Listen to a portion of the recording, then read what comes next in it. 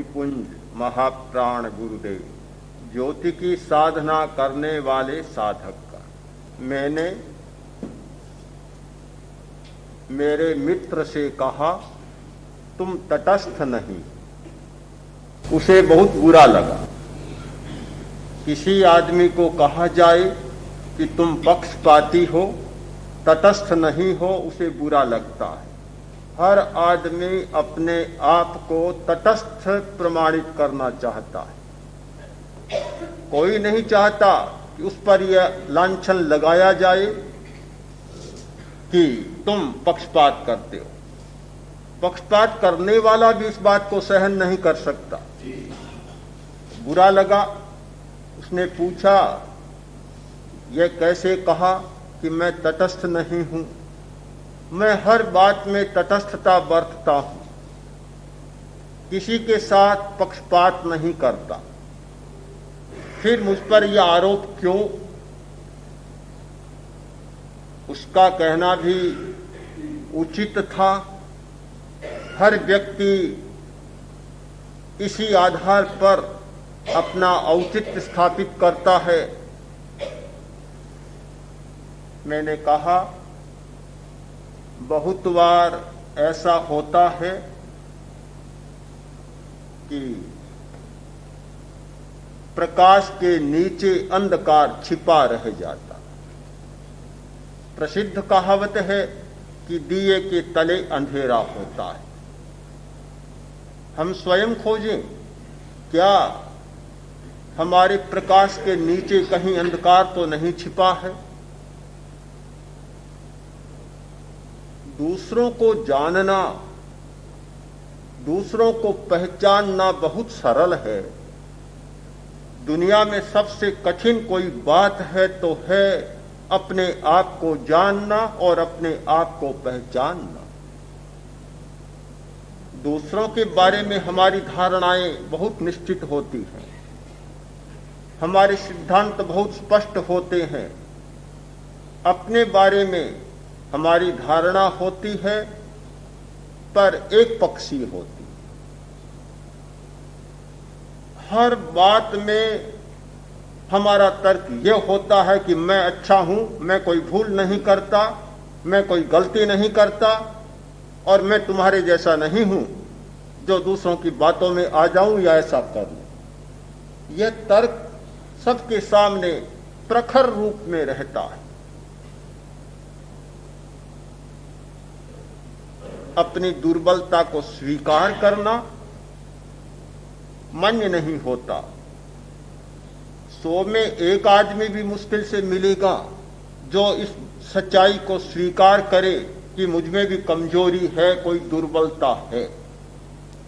कभी कभार शब्दों में स्वीकार भी कर लेता है तो अंतरात्मा साक्ष्य नहीं देता कि वास्तव में ऐसा है।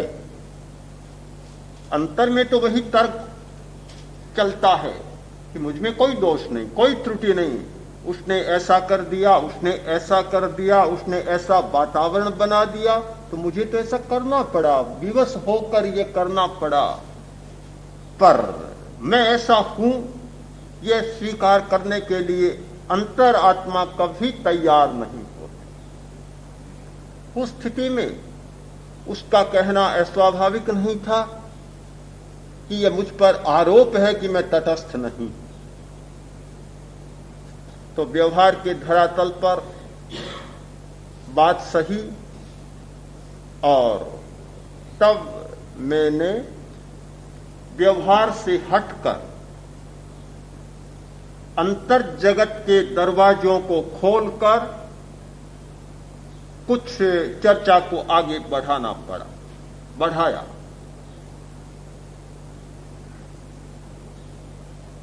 हर व्यक्ति इस संदर्भ में अपने आप को निहारे, देखे, आत्मालोचन करे। मैंने कहा, तुम भोजन करते हो? उसने कहा, जरूर, भोजन के बिना तो जीवन कैसे चले। भोजन के लिए भला कौन कह सकता है कि मैं भोजन नहीं करता? जीने की अनिवार्य शर्त है भोजन। भोजन करते हो, जो कुछ खाते हो, तो स्वाद भी लेते हो। लेता हूं, जरूर लेता हूं। अच्छा भी लगता है, कुछ बुरा भी लगता है कि जरूर स्वाभाविक है, मनुष्य हूं, पशु थोड़ा ही हूं। मनुष्य हूं, पशु भी चुनाव करता है। पशु भी हर घास को नहीं खाता, चुनाव करता है। आपने ध्यान से देखा हो, जंगल में गायें चरती हैं, भैंसें चरती हैं, और भी पशु चरते हैं। जो सामने आया और खाया ऐसा नहीं है, चुनाव करते हैं। सब कुछ नहीं खा जाते। तो मनुष्य हूं, स्वाद कैसे नहीं आएगा? जीभ मिली है, स्वाद के ज्ञान तंतु मिले हैं, तो अच्छा भी लगेगा, बुरा भी लगेगा, स्वाभाविक है। अच्छे को छोड़ दे खाता हूं, बुरे को छोड़ देता हूं। जब अच्छा भोजन सामने आता है तो मन आनंद से भर जाता है, बड़ा संतोष मिलता है, बड़ी तृप्ति मिलती है, प्रियता का भाव जाग जाता है। जब अनिष्ट भोजन सामने आता है, नाक भौं सिकुड़ जाती है, बुरा लगता है, गुस्सा भी आ जाता है। तो मैंने कहा, तुम तटस्थ कहां रहे?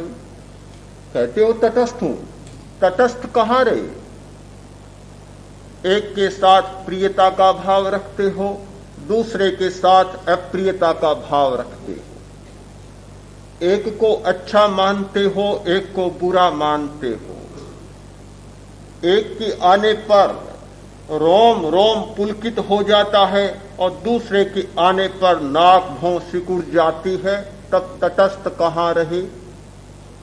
उसने कहा, क्या इससे भी तटस्थता खंडित होती है?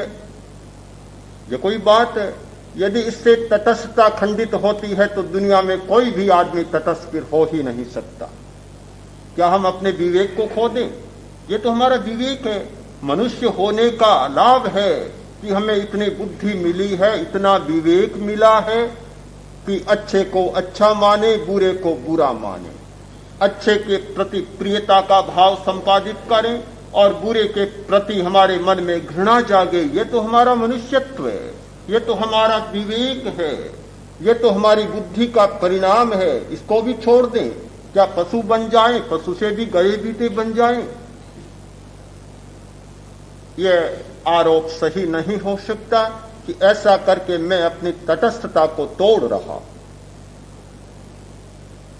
तर्क की अपनी सीमा होती।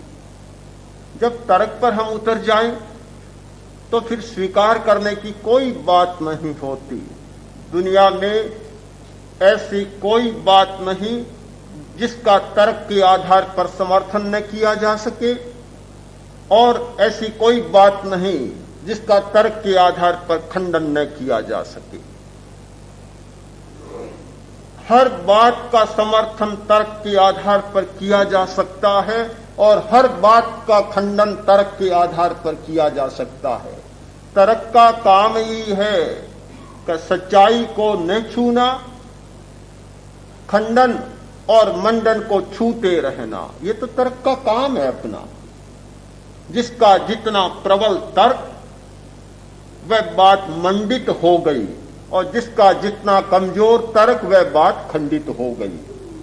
सच्चाई से उसका कोई संबंध नहीं, कोई रिश्ता नहीं है कि यह सच्चा है या झूठा है। बस तर्क की प्रबलता चाहिए। तो हम लोग तो तर्क के चक्कर में उलझे हुए हैं। बुद्धि को बहुत बड़ा प्रभु मानकर चलने वाले लोग हैं, तो भला कैसे अस्वीकार करें इस बात को? मेरी बात को स्वीकार नहीं कर सका। मुझे भी कोई कष्ट नहीं होता इस बात से कि वह मेरी बात को स्वीकार नहीं करता। स्वाभाविक है, इस धरातल पर चलने वाला हर व्यक्ति इस सच्चाई को अस्वीकार करेगा। उसने कहा, यदि वस्तु के प्रति, पदार्थ के प्रति हमारी तटस्थता नहीं होती है तो क्या हम तटस्थ नहीं हो सकते? मैंने कहा, वस्तु जगत के प्रति जो तटस्थ नहीं होता वह चैतन्य जगत के प्रति कभी तटस्थ नहीं हो सकता, प्राणी जगत के प्रति कभी तटस्थ नहीं हो सकता। तटस्थता एक जगह खंडित होती है तो वह हर जगह खंडित होती चली जाएगी, वह कभी अभंग और अखंड नहीं रह सकती। बांध में एक छेद हो गया तो वह छेद बढ़ता चला जाएगा और एक दिन आता है कि बांध टूट जाएगा, पानी सारा बह चलेगा। सबसे पहले हमारी तटस्थता वस्तु जगत के प्रति होती है और जो वस्तु जगत के प्रति तटस्थ हो गया वह प्राणी जगत के प्रति तटस्थ हो गया। एक बाप के दो बेटे हैं, पिता तटस्थ नहीं है। पुत्र के मन में शिकायत है कि छोटे बेटे का, मेरे छोटे भाई का पिता पक्षपात कर रहा है और मेरे अधिकारों से मुझे वंचित कर रहा है। बात सही है, पिता अपने छोटे पुत्र को सारा धन देना चाहता है और बड़े पुत्र को अंगूठा दिखाना चाहता है। ऐसा क्यों होता है? क्यों? इसलिए होता है कि वस्तु जगत के प्रति उसके मन में तटस्थता नहीं है, उसके मन में चैतन्य का मूल्य नहीं है, उसके मन में प्राणी का मूल्य नहीं है, उसके मन में मनुष्य का मूल्य नहीं है, उसके मन में पदार्थ का मूल्य है और वह सोचता है कि जो मुझे प्रिय है उसे पदार्थ ज्यादा मिले और जो मुझे प्रिय नहीं है उसे पदार्थ कम मिले। वह पदार्थ जगत की प्रियता और अप्रियता प्राणी जगत में भी प्रियता और अप्रियता के रूप में उतर आती है। पहले हमारी प्रियता और अप्रियता इंद्रियों के साथ जुड़ती हैं। हमारे पास 5 इंद्रियां हैं, कान है, जीभ है, त्वचा है, नाक है, आंख है। इनके साथ ये दोनों बातें जुड़ी हुई। हम प्रिय शब्द सुनना चाहते हैं, अप्रिय शब्द सुनना नहीं चाहते। प्रिय शब्द से अनुराग होता है और अप्रिय शब्द आते ही एड़ी से चोटी तक एक लाय लग जाती, भयंकर आग लग जाती।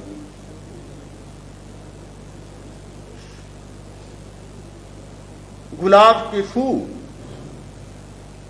रात की रानी जब महकती है नाक को बहुत अच्छा लगता है।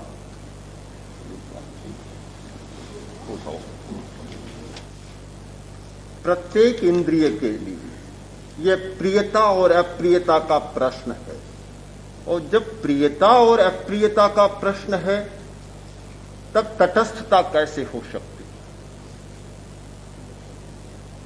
जहां शब्द के प्रति हमारी प्रियता और अप्रियता, रूप के प्रति हमारी प्रियता और अप्रियता, गंध के प्रति हमारी प्रियता और अप्रियता, रस और स्पर्श के प्रति प्रियता और अप्रियता, तब तटस्थता कभी संभव नहीं हो सकती। जो व्यक्ति तटस्थ होना चाहे उसे सबसे पहले इस प्रियता और अप्रियता के भाव का संयम करना होता है। एक सुंदर लड़की जा रही थी, एक युवक पीछे हो गया। उसने देखा पीछा कर रहा, सोचा क्या करूं? वह बोली, तुम मेरे पीछे क्यों आते हो? कि तुम्हारे साथ मेरा बहुत प्रेम है, इसलिए मैं तुम्हारे साथ आ रहा हूं। उसने बुद्धि से काम लिया, कहा मेरी बहन पीछे आ रही है, वह बहुत सुंदर है, मुझसे कहीं ज्यादा सुंदर है। उसका कहना हुआ और युवक पीछे रहे। पीछे लड़कियां आ रही थी, आई, देखा तो बहुत कुरूप थी, भद्दी थी। सोचा धोखा हो गया, दौड़ा, फिर उसके पीछे आया, पहुंचा। बोला क्यों आए? कि तुम्हारे साथ रहना चाहता हूं, तुमसे मुझे बहुत प्रेम है। वह बोली गलत बात कहते हो, झूठ बोलते हो। मुझसे प्रेम होता तो पीछे नहीं रहते तुम।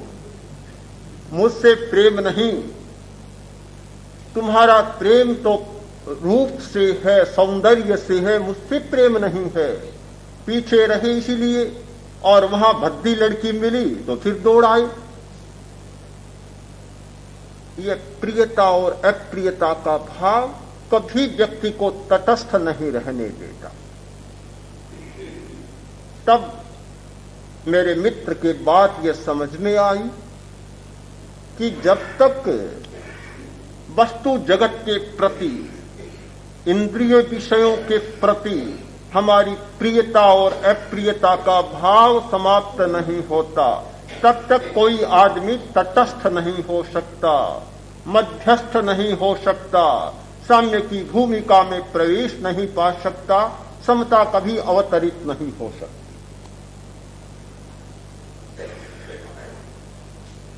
कायोत्सर्ग और कायोत्सर्ग के बाद दूसरी बात आती है तटस्थता।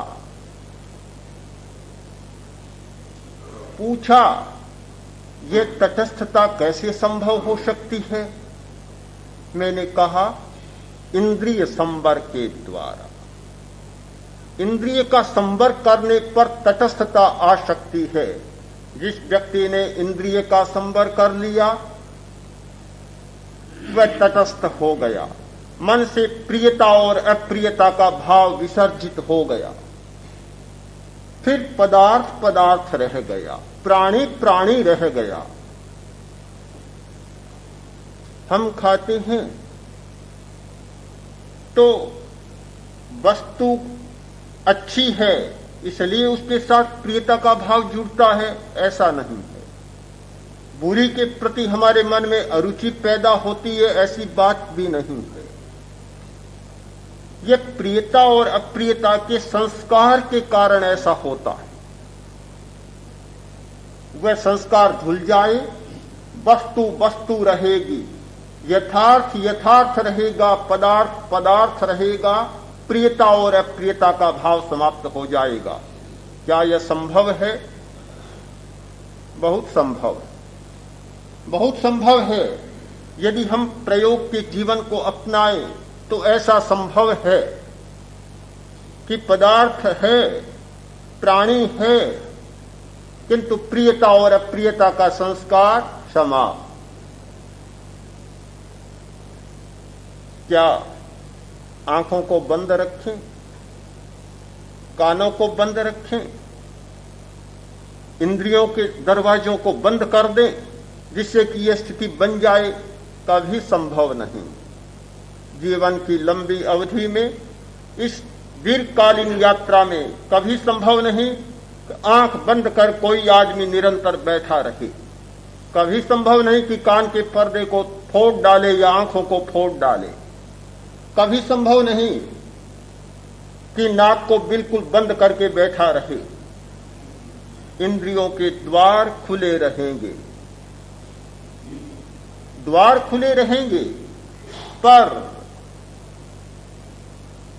पानी आएगा, गंदगी नहीं आएगी। इंद्रियों का काम है जानना, संवेदन करना, ज्ञान करना। भ्रांति बस लोगों ने मान लिया कि इंद्रियों का काम है राग द्वेष करना, प्रियता और अप्रियता करना। यह इंद्रियों का काम नहीं है। आंख का काम मूर्छा नहीं है, आंख का काम प्रियता और अप्रियता नहीं है। आंख तो ज्ञान की एक धारा है, हमारे चैतन्य की एक धारा है, उसमें कैसी प्रियता और कैसी अप्रियता। ज्ञान और मूर्छा के योग को हमने एक मान लिया, बहुत बड़ी भ्रांति हो गई। ज्ञान की धारा अलग है, मूर्छा की धारा अलग है। यह राग और द्वेष की धारा ज्ञान की धारा के साथ जुड़ जाती है, मिल जाती है, और हम दोनों को एक मानकर और प्रियता और अप्रियता के भ्रम में फंस जाते हैं। जिस दिन यह भ्रांति टूट जाए, हमें अपने चैतन्य का अनुभव हो जाए, तो इंद्रिय का संवर सहज घटित हो सकता है। बेचारा हरिण दौड़ रहा है मृग मरीचिका के पीछे, सूरज की किरणें गिर रही हैं, बड़ा ताल, लगता है कि पानी का तालाब भरा है। हिरण पीछे दौड़ता है, पानी के आगे जाता है, पानी नहीं मिलता, फिर आगे दौड़ता है, फिर पानी नहीं मिलता, दौड़ता चला जाता है, पानी नहीं मिलता। हमने ही ऐसा ही भ्रम पाल रखा है, ये मान रखा है कि और अधिक स्वाद मिले, और अधिक प्रियता का भाव जागे, और अधिक तृप्ति मिले। यह तृप्ति की आकांक्षा में हर आदमी दौड़ रहा है, उस हिरण की भांति जो सूर्य की रश्मियों के प्रवंचना में उस ताल में चक्कर लगाता है, पानी की एक बूंद नहीं मिलती, कोई तृप्ति नहीं मिलती, और तृप्ति नहीं मिलती और अधिक चक्कर लगाने की स्थिति आ जाती है। इसलिए हर आदमी दो बंधनों में फंसा हुआ है, एक राग का बंधन, एक द्वेष का बंधन। दो बंधन हमारे सामने हैं, राग का बंधन प्रियता का बंधन, और द्वेष का बंधन अप्रियता का बंधन। कोई मुक्त नहीं है, हर आदमी दोनों बंधनों से जकड़ा हुआ है। जयाचार्य ने प्रभु की स्तुति में कहा, आपने राग और द्वेष इन दोनों बंधनों को समझा जाना, बंधन टूटे, जैसे ही बंधन टूटे और कैवल्य मिल गया। कैवल्य मिलने में कोई देरी नहीं, केवल ज्ञान, अनावृत ज्ञान मिलने में कोई देरी नहीं, अतीन्द्रिय ज्ञान की उपलब्धि में कोई विलंब नहीं होता, यदि यह प्रियता और अप्रियता का बंधन टूट जाए।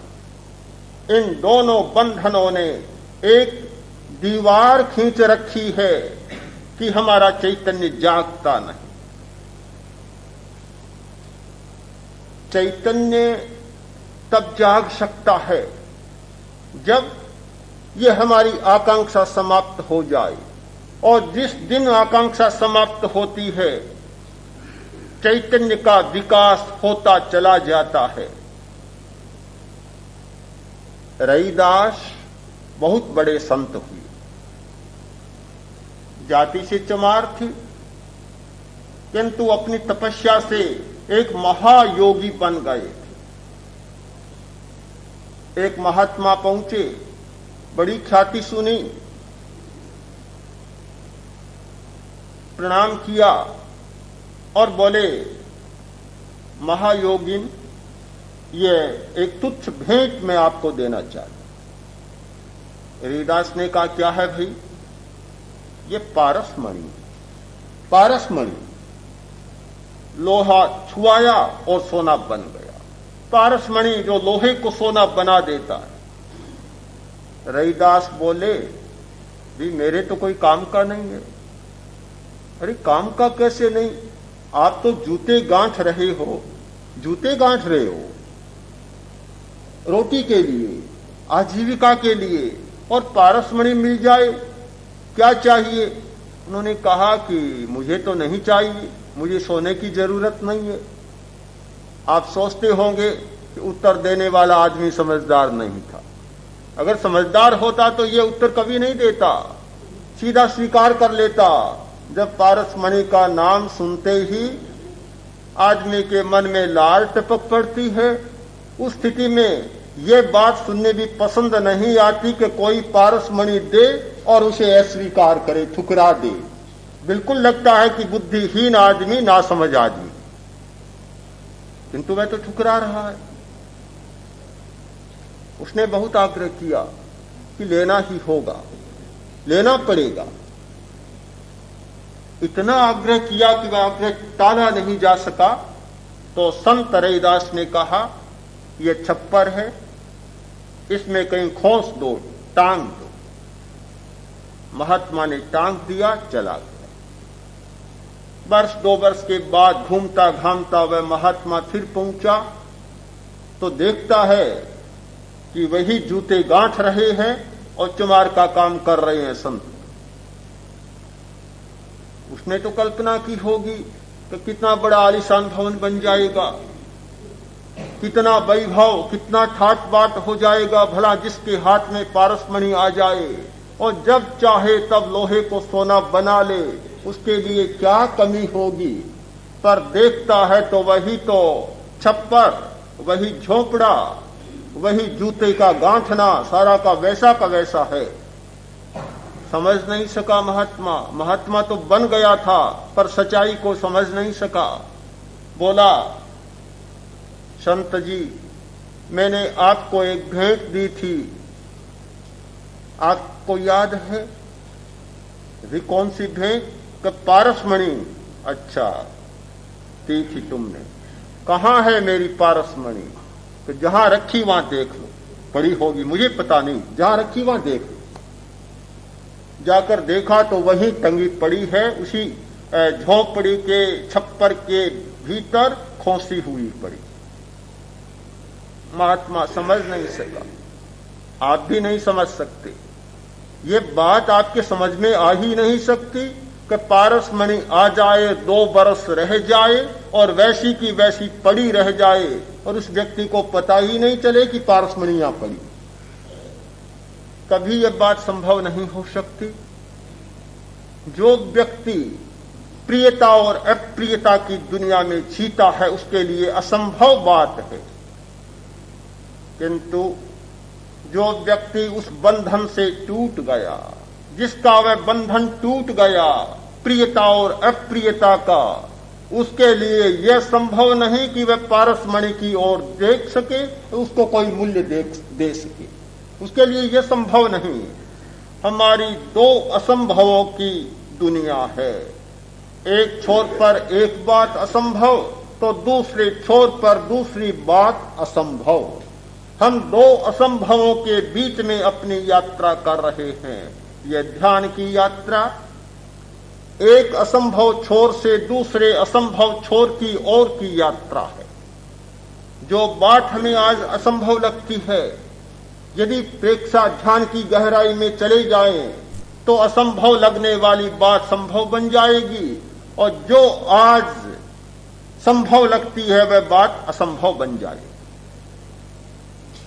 यह सारा परिवर्तन हो सकता है इंद्रिय संवर के द्वारा। फिर प्रश्न होगा, इंद्रिय संवर कैसे हो? क्या इंद्रियों को संवर किया जा सकता है?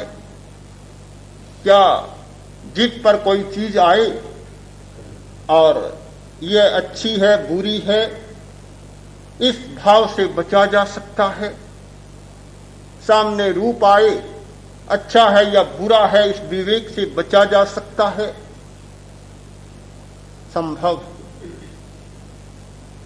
संभव है कि जीभ पर कोई चीज गिरे और स्वाद का पता तो लग जाए, मीठी है कड़वी है, पता लग जाए और आगे की स्थिति में जाने पर शायद ये पता भी न लगे।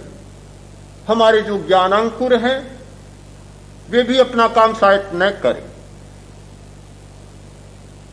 उनका काम भी समाप्त हो जाए। संवेदन केंद्र भी अपना काम करना बंद कर दे या अपना काम करना कम कर दे, यह भी बहुत संभव है। क्योंकि जब व्यक्ति संवेदना से ऊपर उठकर ज्ञान की भूमिका पर जाता है, चैतन्य के अनुभव में जाता है, तो संवेदना का धरातल नीचे रह जाता है और ज्ञान का धरातल ऊपर हो जाता है। यह बात भी संभव है, पर कब संभव है? इस प्रसंग में जयाचार्य ने एक बहुत रहस्य का उद्घाटन किया है, जो सामान्यतः हम स्वीकार करते हैं इस बात को। उन्होंने लिखा है कि मन को स्थिर कर इंद्रियों को जीता जा सकता है। ते जीत्या मन स्थिर करी। हम लोग सीधा प्रयत्न करते हैं इंद्रियों को जीतने का। आंख को जीते, कान को जीते, नाक को जीते, कभी संभव नहीं। उन्हें जीतना ही नहीं है वास्तव में। वे तो लड़ती ही नहीं है। इंद्रियां कब लड़ती हैं कि उन्हें जीता जाए? इंद्रियां हमें कब सताती हैं कि उनसे निपटा जाए? वे तो बेचारी कुछ भी नहीं करती। इंद्रियां तो हमारी ही ज्ञान की धारा है, उसके साथ लड़ना हमारी भ्रांति है। यह तो ठीक वही बात होती है कि चिड़िया कांच पर बैठती है और अपने प्रतिबिंब पर चोंच मारने लग जाती है। यह वही कहानी है कि सिंह गया, जल में देखा अपना प्रतिबिंब, दहाड़ा तो प्रतिबिंब भी दहाड़ने लगा। उसने सोचा कोई मेरा विरोधी आ गया, अभी मार देता हूं। जल में कूद पड़ा, कुएं में कूद पड़ा, मारता मारता स्वयं मर गया। क्या हम लोग भी तो ऐसा नहीं करते हैं कि अपने ही प्रतिबिंब से लड़ने की बात सोच रहे हैं? इंद्रियां तो हमारे ज्ञान का ज्ञान धारा है। हम अपने प्रतिबिंब से कैसे लड़ें? इंद्रियों के साथ लड़ने की कोई जरूरत नहीं। जिसने मन को समझ लिया, इंद्रियों के साथ आने वाली मूर्छा अपने आप समाप्त हो गई। यह मूर्छा, यह मोह, यह राग और द्वेष, यह प्रियता और अप्रियता का भाव मन के साथ आ रहा है। आकर और इंद्रिय की धारा में, ज्ञान की धारा में मिल जाता है। हम उस मूर्छा को समझे, मोह को समझे, उसे वास्तव में समझना है और उसे समझ लेने पर ही यह तटस्थता संभव हो सकती है। इंद्रिय का संवर, उससे पहले आवश्यक है मन का संवर। मन का संवर कर, संवर मन का करना है। मन का संवर हुआ और इंद्रिय संवर अपने आप हो जाएगा। जिस व्यक्ति का मन शांत, जिसका चित्त शांत, जिसकी बुद्धि शांत, फिर चाहे रूप आए, रूप रूप होगा, ज्ञेय होगा, किंतु विकार नहीं होगा। ज्ञेय और विकार इतने सूक्ष्म भेद रेखा है कि दोनों को अलग समझा नहीं जा रहा है। शब्द, रूप, रस, गंध और स्पर्श, ये सारी ज्ञेय हैं।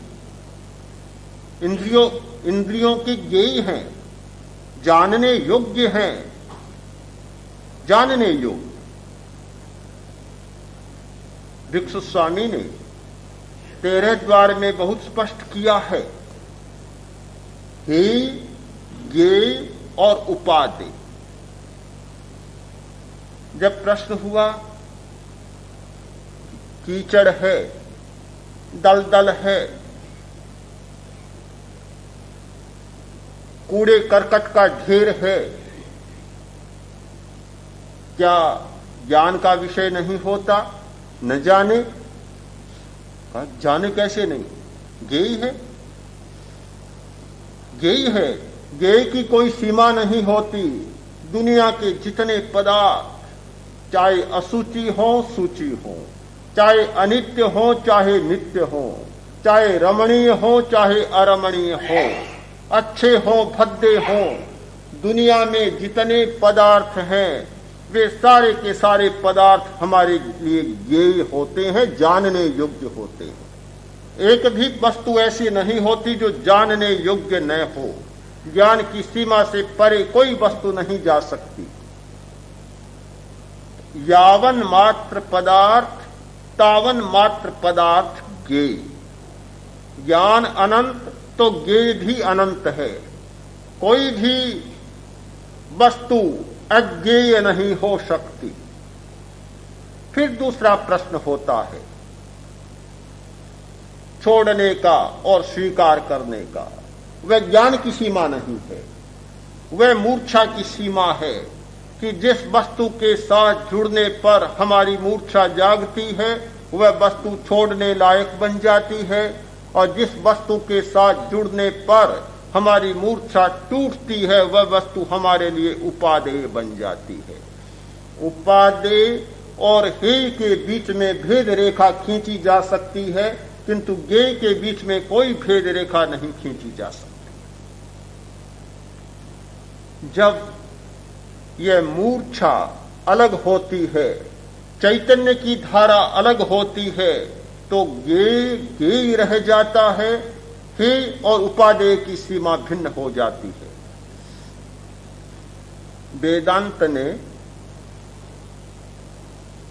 एक साधना का विकास किया जिसे विवर्त साधना कहा जाए। विवर्त साधना उनका सिद्धांत है कि संसार सारा झूठा है, केवल चैतन्य ही सत्य है। अचैतन्य सारा का सारा प्रपंच है, माया जाल है, झूठा है। क्या करना चाहिए? इस भ्रांति को तोड़ना चाहिए। वे लोग मानते हैं कि जब कोई आदमी अंधेरे में जाता है, रस्सी पड़ी होती है, वह समझ लेता है कि यह सांप है, डर जाता है, डर कर भाग जाता है। पर रस्सी में सांप का भ्रम हो गया। रस्सी सांप की भांति कभी काट नहीं सकती, यह हमारी मिथ्या धारणा है। वैसे ही सारा वस्तु जगत एक मिथ्या धारणा है, वास्तव में चैतन्य ही वास्तविकता है। एक दृष्टिकोण जैन दर्शन का दृष्टिकोण है कि चेतन और अचेतन ये दोनों सच्चाइयां हैं, दोनों वास्तविकताएं हैं। अचेतन भ्रम नहीं है और चेतन तो वास्तविकता है ही, दोनों वास्तविकताएं हैं, कोई फर्क नहीं। जैसा अस्तित्व चेतन का है वैसा ही अस्तित्व अचेतन का है, और जैसा अस्तित्व अचेतन का है वैसा ही स्वतंत्र अस्तित्व चेतन का है। दोनों के अस्तित्व में कोई अंतर नहीं है। तो अचेतन भी हमारे लिए भ्रम नहीं, चेतन भी हमारे लिए भ्रम नहीं। यह एक अंतर आता है, किंतु जहां साधना का प्रश्न है वहां मैं सोचता हूं कि इस बात में अंतर नहीं आता।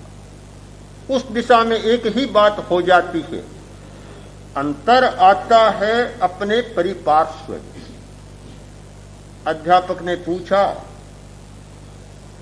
विद्यार्थियों बताओ कि 100 में से 51% मिल जाए तो पीछे कितना बचेगा? अलग अलग उत्तर दिए। किसी ने कहा 49 बचेगा। एक उद्योगपति का लड़का बैठा था, वह बोला 51% मिल जाए तो पीछे कुछ भी नहीं बचेगा, सारी कंपनी हाथ में आ जाएगी, कुछ भी नहीं बचेगा। जिसके हाथ में 51% शेयर आ गए, मालकियत आ गई, अधिकार हाथ में आ गया, कुछ भी बहुमत हो गया, पीछे कुछ भी नहीं बचेगा। और 51% वोट मिल जाए तो पीछे क्या बचेगा? विरोधी दल बचेगा, विरोध बचेगा, और क्या बचेगा? सत्ता और प्रभुत्व 51% हाथ में आ जाता है। तो अपना अपना एक दृष्टिकोण होता है। साधना के क्षेत्र में मैं समझता हूं कि दृष्टिकोण भिन्न नहीं होता। तत्व दर्शन के क्षेत्र में दृष्टिकोण भिन्न हो सकता है। जहां साधना का प्रश्न है वहां वेदांत का दृष्टिकोण भी यही है कि हम केवल चैतन्य का अनुभव करें। जैन दर्शन का दृष्टिकोण भी यही है कि हम केवल चैतन्य का अनुभव करें। इंद्रियों पर विजय पाने का सबसे सहज और सरल मार्ग यदि कोई है तो वह है चैतन्य का अनुभव।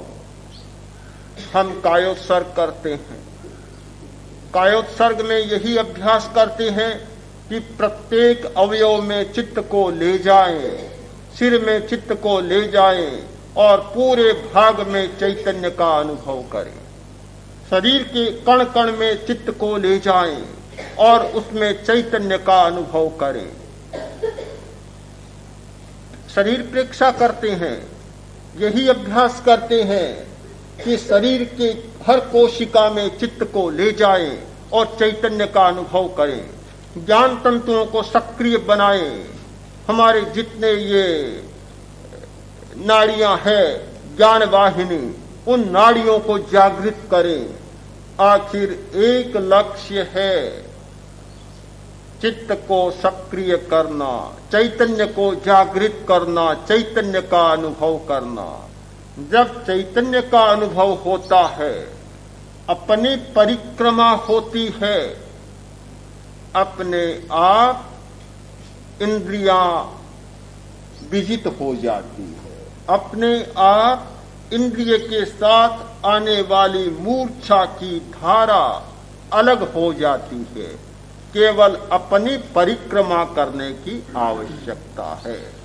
एक पौराणिक कहानी के साथ अपनी बात को समाप्त करना चाहता हूं।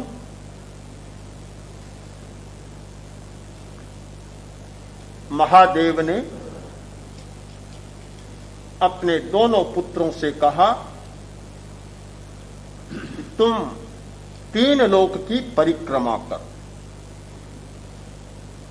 एक था गणेश और दूसरा था कार्तिकेय। दोनों ने सुना। कार्तिकेय तो बहुत खुश हुआ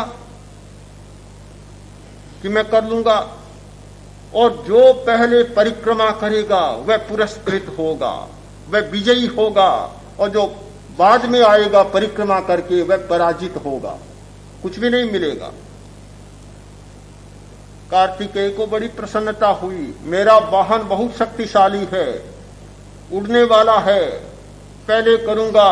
गणेश ने सोचा मैं क्या करूं, वाहन तो मिला चूहा, शरीर भारी भरकम। हाँ, और शरीर रहा भारी भरकम। चूहा ऐसा कमजोर वाहन, कहां मयूर और कहां चूहा।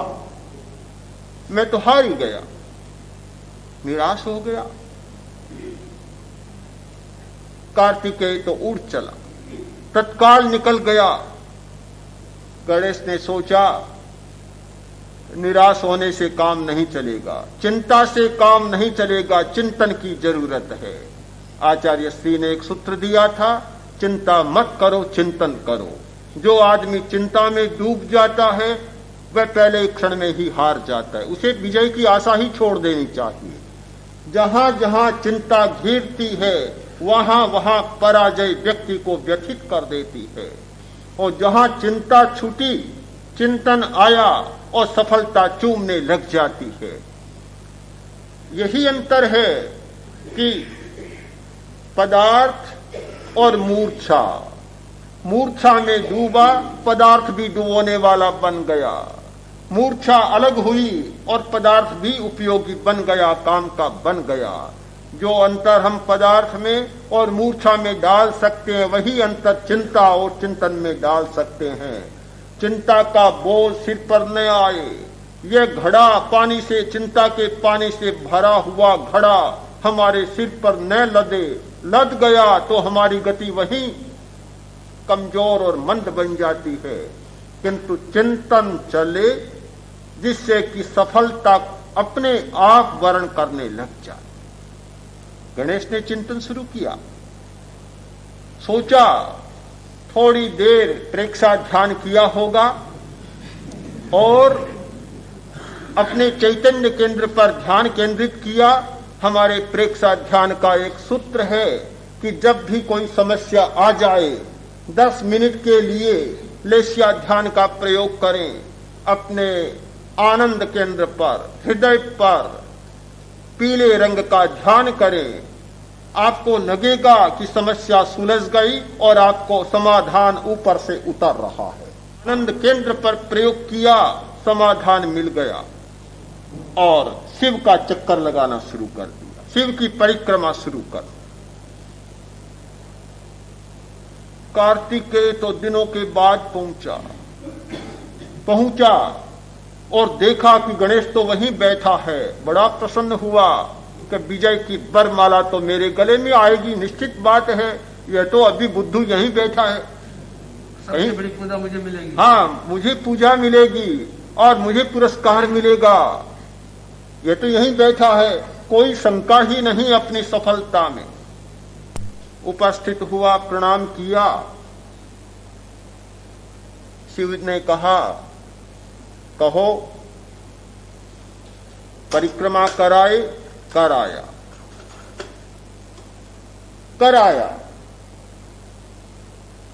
गणेश से पूछा, तुमने परिक्रमा कर ली? कर ली।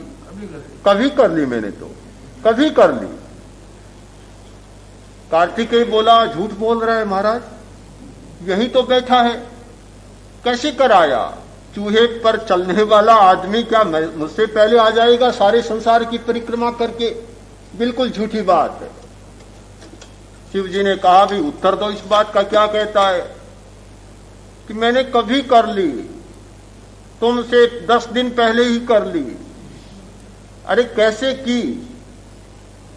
कि सारा संसार शिव में समाहित है, शिव से भिन्न कोई संसार नहीं है, सारा संसार शिव में है और मैंने शिव की परिक्रमा कर ली तो सारे संसार की परिक्रमा मैंने कर ली। महादेव ने समर्थन कर दिया कि गणेश जीता और कार्तिकेय हारा। सफलता गणेश को मिल गई, कार्तिकेय मुंह लटकाए देखता ही रह गया। जो व्यक्ति अपनी परिक्रमा कर लेता है, अपने चैतन्य की परिक्रमा कर लेता है जिसमें कि सब कुछ समाया हुआ है, अपने चैतन्य की परिक्रमा करने वाला जीत जाता है और पदार्थ जगत की परिक्रमा करने वाला, दुनिया का चक्कर लगाने वाला पहले ही हार जाता है। मनुष्य का ऐसा ही स्वभाव है कि वह पदार्थ का चक्कर लगाना चाहता है, सारी दुनिया का चक्कर लगाना चाहता है, सफलता कहीं नहीं मिलती।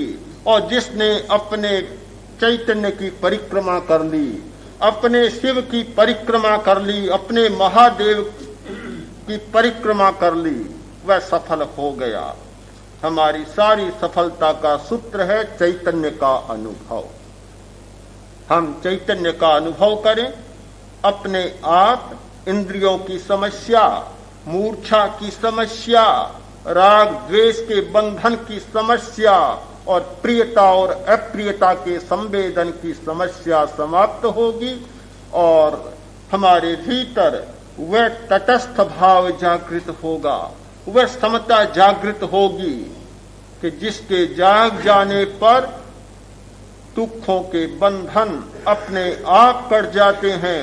ये अतृप्ति और आकांक्षा के द्वारा पैदा होने वाले बंधन और दुख अपनी मौत मर जाते हैं और व्यक्ति को एक नई जगत का अनुभव होता है। उस नई सृष्टि में प्रवेश कर और वह इस भाषा में बोल उठता है कि संसार की परिक्रमा करने पर जो नहीं पाया, जो नहीं मिला, अपनी परिक्रमा करने पर वह सब कुछ मिल गया कि जिसके मिल जाने पर फिर किसी वस्तु के मिलने की आकांक्षा शेष नहीं।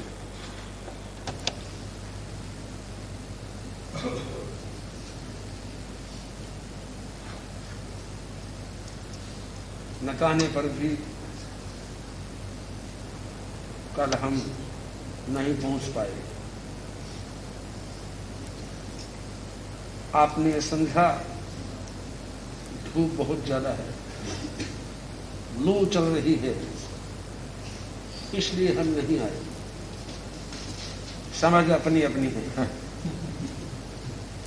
चिंतन अपना अपना है। मैंने धूप और लू को महत्व नहीं दिया, इसलिए रुकता तो आज भी रुकता। आज भी धूप कम नहीं है, इसलिए आप अपने चिंतन को सुधार लीजिए, परिमार्जित कर लीजिए। धूप से डरने वाले तो वही कल्पना करते। और लोगों ने कल इतना कहा कि इतनी कड़ी धूप है कि जाना संभव नहीं है। मैंने स्वीकार कर लिया कि बदला दो, मैं नहीं आऊंगा। वह भाई बोला, खुश हुआ कि बहुत अच्छा हुआ।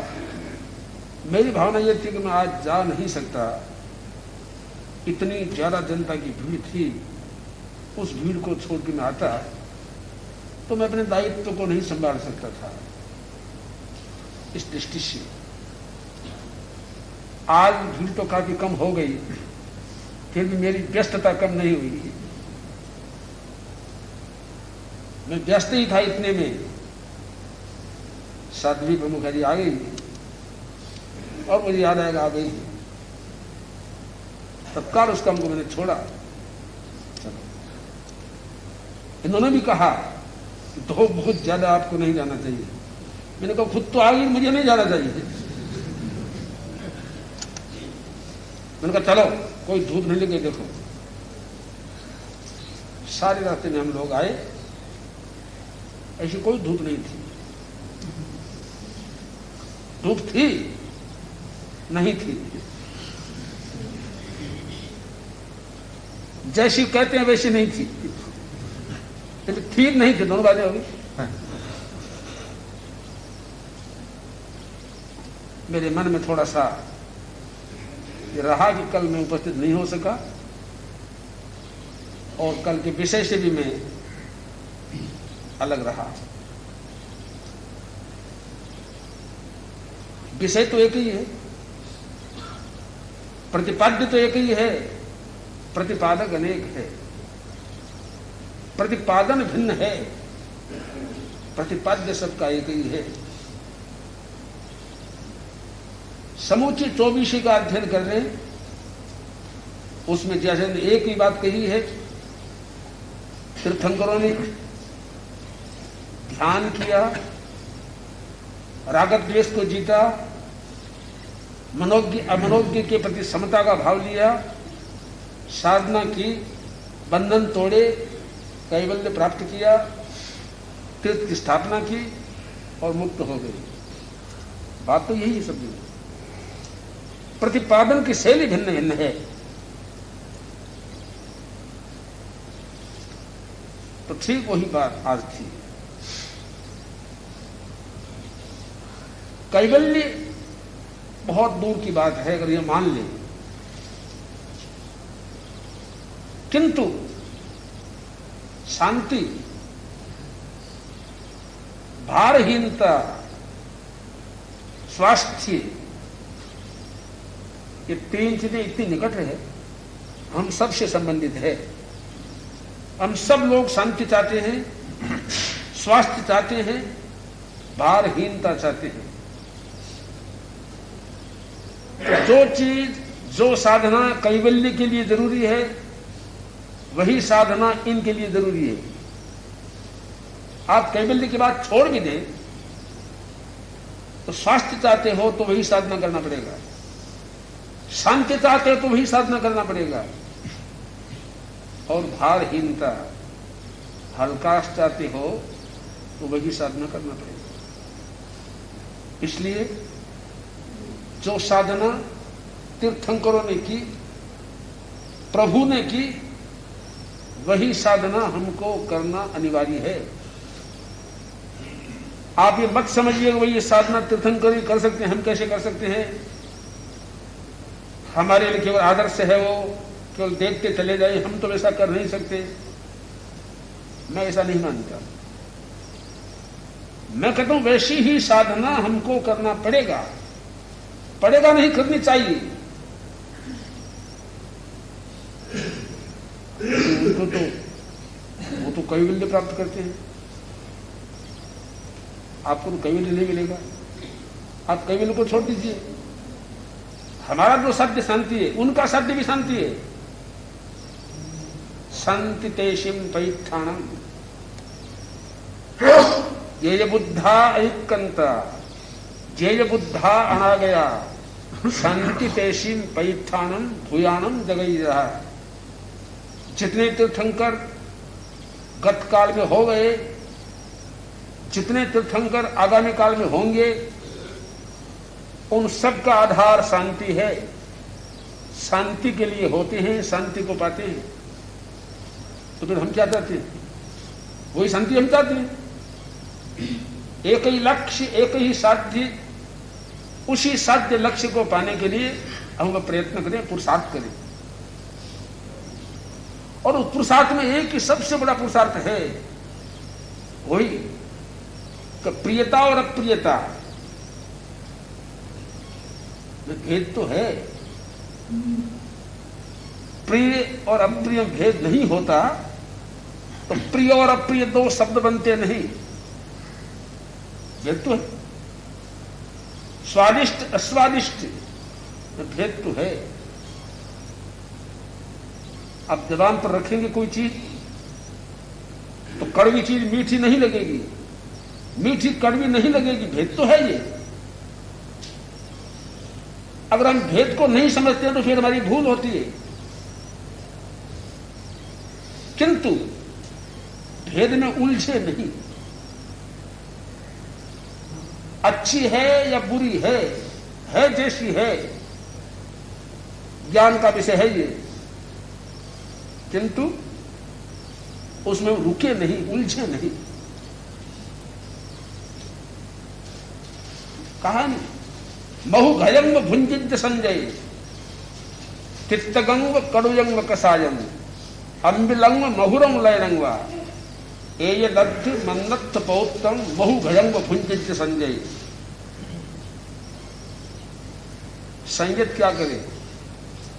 तीखा मिले, कड़वा मिले, कसेला मिले, आम्ल मिले, मधुर मीठा मिले या लवण मिले, इन सब रसों को प्राप्त करके खाए। क्या समझते? महु घयंग, जैसे मधु घृत, मधु शहद मिश्रित घृत आदमी खाता है, उसी दृष्टि से उनको खा ले। इसका नाम खाद्य संयम है, इसका नाम है क्षुधा निवारण।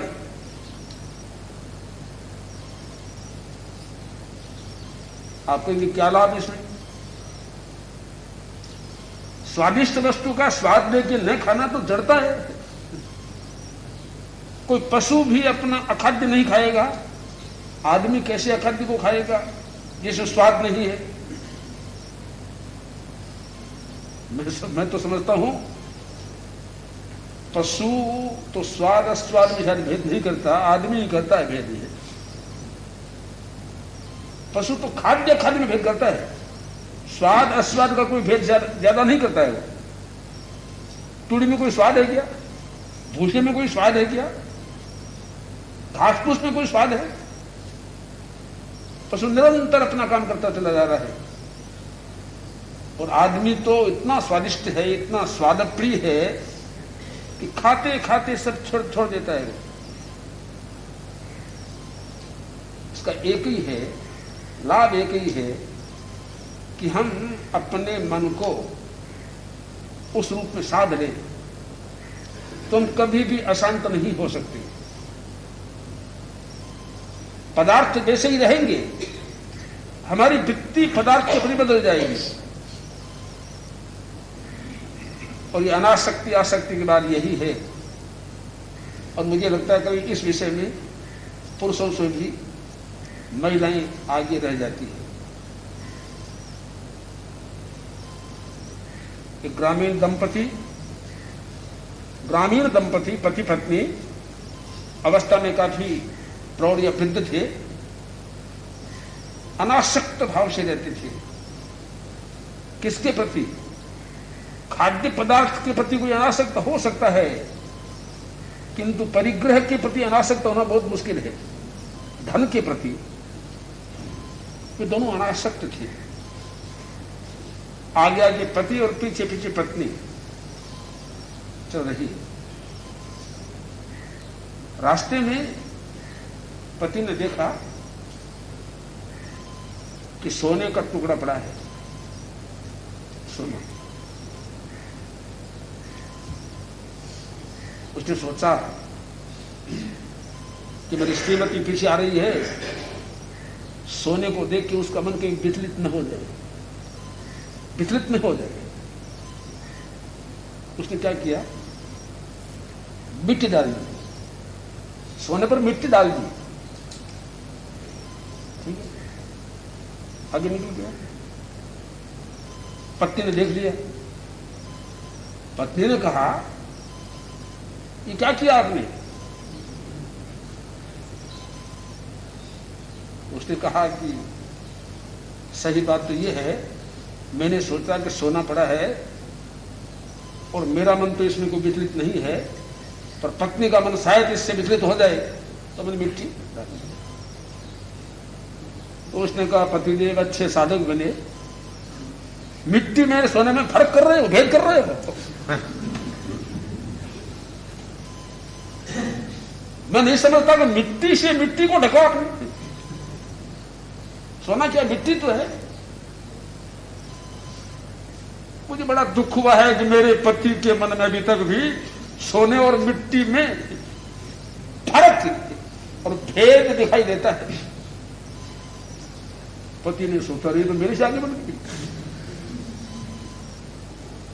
तो बात यह है इसमें कि सोने में तब तक आकर्षण देता है जब सोना सोना है हमारी मिट्टी, हमारे मन में, और हमारे मन में सोना मिट्टी है तो फिर कोई बात ही नहीं है।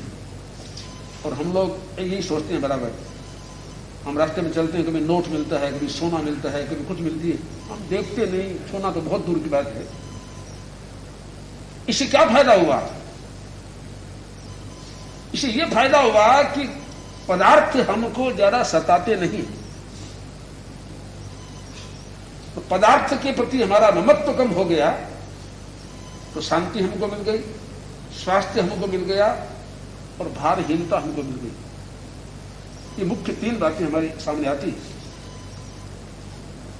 तो प्रभु का ये चिंतन जयाचार्य ने चौबीसी में प्रस्तुत किया और हमारे महाप्रज्ञ ने इसका विवेचन किया। वास्तव में एक बहुत अच्छा काम हुआ है। अब तक प्रवचन हुए हैं, आचारांग पर प्रवचन हो सकते हैं, सुत्त कृतम पर हो सकते हैं, भगवती पर हो सकते हैं, समण सुत्त पर हो सकते हैं। 24 पर प्रवचन कौन करे? 24 पर प्रवचन करके एक बड़ा अच्छा काम यह हुआ है, 24 के प्रति हजारों लाखों लोगों का स्वतः आकर्षण बढ़ जाएगा। कृत्रिम नहीं, सहज आकर्षण यह होना चाहिए। आज एक आश्चर्य की बात हुई है कि मैंने 4 गाथाएं आज के प्रवचन के लिए चुनी 24 और उस पर यह तटस्थता की सारी चर्चा की। अब आचार्य जी को यह पता नहीं कि मैंने कौन सी गाथाएं चुनी, और अभी आचार्य जी ने 2 बातें रखी कि एक केवल ज्ञान, केवल दर्शन को पाना, और दूसरे में चित्त की शांति को। ये दोनों बातें दयाचार्य बोल रहे हैं। अब वे आचार्य जी के मुंह से आप सुनिए। तो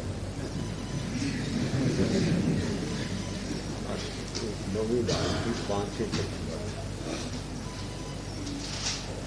एक मैं लिख कर लाया।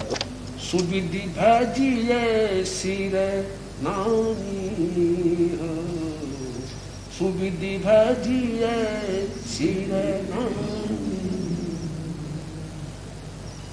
मधुकर मरंद तणी पर सुर नर करते शिलामी, मधुकर मरंद तणी पर सुर नर करते शिलामी, दोपन राग व्यापे नहीं जीत्यो मोह हरामी हो, जीत्यो मोह हरामी, सुविधि भजिए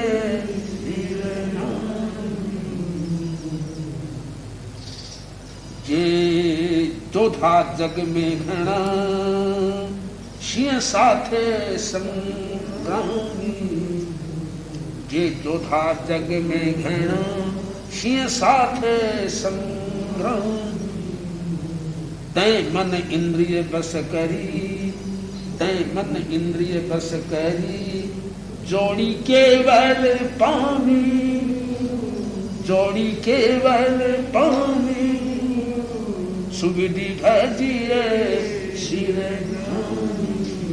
एक परिणाम केवल ज्ञान प्रकट करता है, एक केवल ज्ञान और दूसरा चित्त की शांति। ये 10वें की 5वीं बात।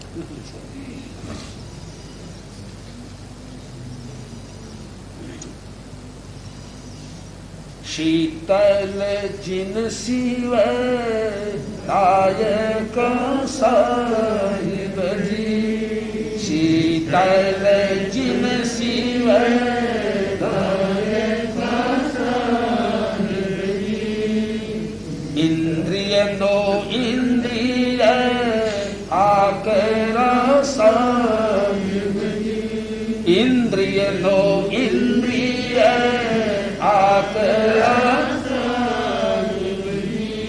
दुर्जय ने दूरदांत हो निसने, तै जी त्यामन थिर करी साहिब, धर उप समचित शांत हो निसने, शीतली सनेही सूरत ठाई, मन बसी साहिब जी।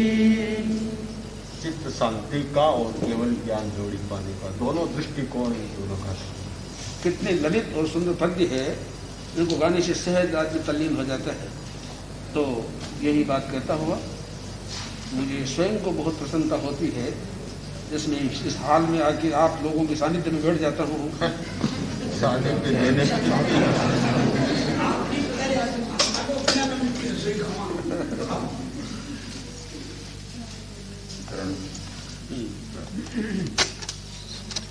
आज के सानिध्य का श्रेय शरणं भवत्यां शिवे शरणं भवत्यां साहु शरणं भवत्यां केवलं शरणं